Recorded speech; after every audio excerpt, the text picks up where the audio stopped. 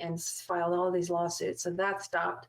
But I was seeing it on Instagram probably about 2 years ago. I started seeing all these posts, these AI posts of Disney stuff, Disney characters, Mickey Mouse all over the place. And I remember thinking, how are they doing that? How are they getting away with that? Well, guess what? They weren't getting away with it. They were getting in big trouble. So Disney was right on top of it.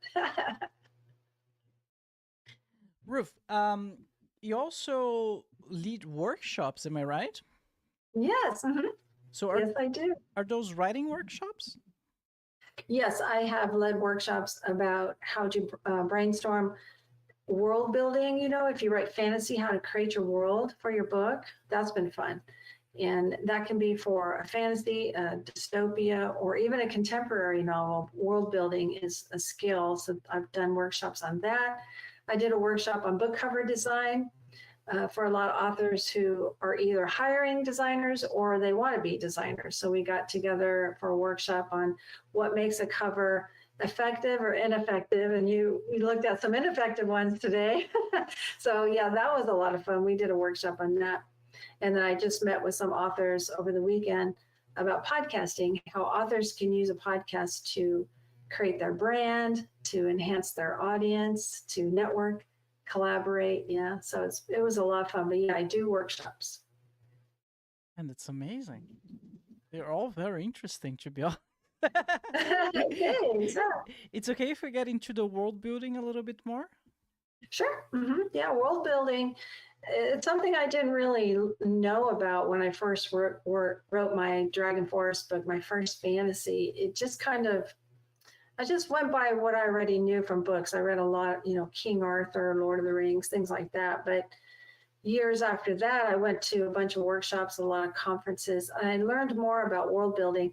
And this is where AI can help you too. AI is a great tool to help you build your world. So if you are doing dystopian, you can ask AI, help me brainstorm a world for a dystopian novel. I need politics. If you want to have a religion, a mythology, I need the kind of work that the people will do, government structure, all that. And bling, AI can help you do that. And fantasy is a little difficult because you might want to have fairies. Are they going to be tall fairies or teeny tiny fairies? Or you're going to have shapeshifters? And if so, what are their limitations?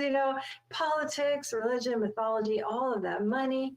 I even had one person in a workshop say, what about like holidays? What kind of holidays do they celebrate? So world building, it helps you create all that before you start writing your novel. Anybody who's read, Fellowship of the Rings, I'm listening to it on audio. And, J.R.R. Tolkien went so deep into his world building. He has this backstory, this history of the land. You don't have to go that in depth, but as you're writing your book, you can mention the history, the mythology, the legends of old, that makes the story that much more interesting for the reader. Michael Moorcock was another one who's brilliant at that with his fantasy novels. So tap into AI. It can help you outline and create that world that you're thinking about. If you had to say you have to start with one, or let's say, what is the most important of them all? Because we touched on a couple of elements, right? The holidays, maybe what are the religion of those people or the history of this world. Like, if you had to pick one of all of those elements, what is the most defining one when it comes to world building? Yeah, that's a great question. For me, I think it's the history of the land. History of the land, okay. Yeah, because from there can grow the political system. And from there can grow the religion and the mythology, the legend, right? So if you look at Rome, Rome has such an incredible history, and it kind of explains everything when you study the history, how Rome came to be.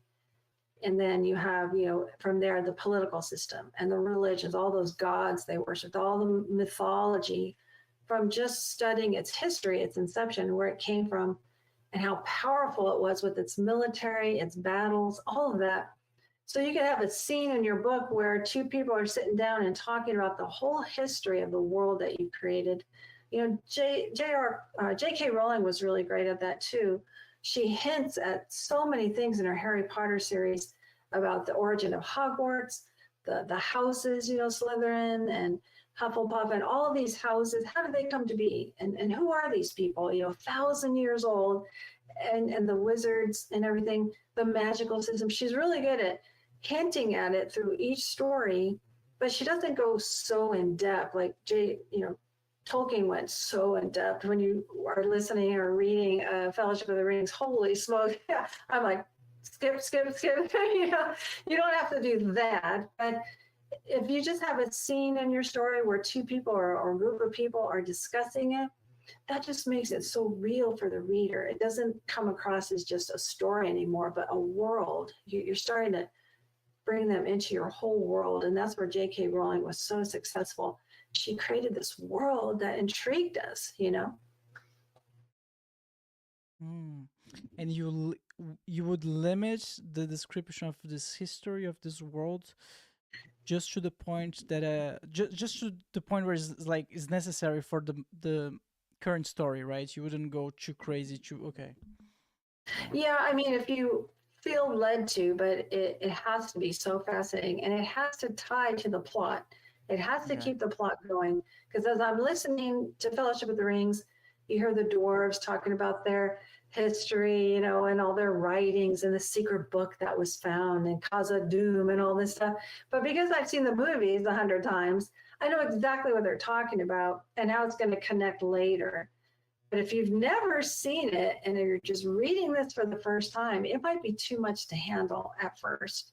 So if you're going to write this incredible history of your world, at some, few points in your story, you're going to have to bring it up and tie it back to the things that you mentioned in that history so that it matters right where the character is right now in your story. It has to make some sort of a connection, Otherwise, it's just going to be a snooze for the reader. It does make sense. Yeah. I've recently watched the Lord of the Rings trilogy again after, I don't know, 10, 15 years with I a know, buddy yeah. of mine. Okay. And after we watched it, like he asked me like, why do you think it works? Why do you think it's so good? Like, and I started thinking about it. It took me a while. I was like, if I had to describe the work, the trilogy in one word, would be ethereal. Like it's timeless. Yes, It's timeless. yes. Everything that exists in the Middle Earth feels like existed forever, like thousands of years before the story happened and thousands of years after the story ended. But maybe it was even a little bit too much, like you said.